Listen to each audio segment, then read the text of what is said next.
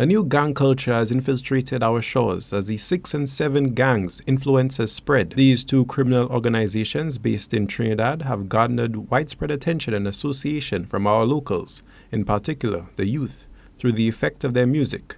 As a result of this startling reality, two activists, Jonathan St. Rose and Dr. Venus Cherry, expressed their viewpoints as they vehemently opposed the spread of violence. And all of a sudden we have adopted a new thing called 6 and 7. 6 and 7 is something that started in Jamaica and then it finds its way down to Trinidad, and for some reason it has invaded our shores.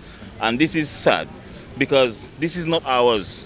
Look, we have Denry segment that is ours. We refuse to accept what is ours and we refuse to run if what is ours, but we want to run if something that is not ours. 6 and 7, that's not us.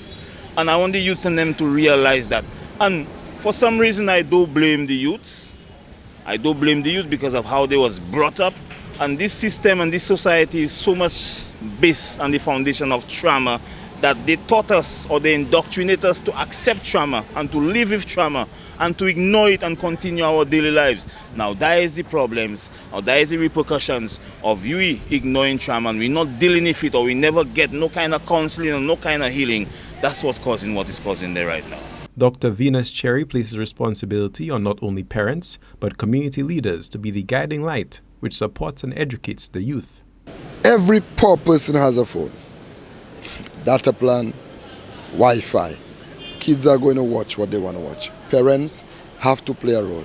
But the community leaders have a bigger role to play, because most times those kids are being raised by the community leaders. Parents have to work 2 free jobs to make ends meet. They're not there after school. They're not there on late hours when them 13, 14-year-olds are on the streets.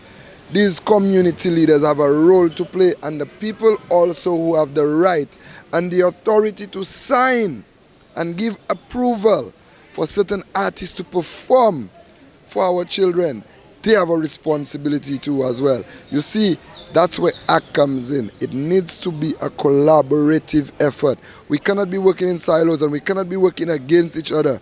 We out here preaching one thing, and we then, other members of our society, are providing access to these artists who are promoting those gangs and violence and giving them access to our children. Dr. Cherry sees a contradiction between the entertainment that we expose to our youth and the morality and culture our leaders are supposed to push.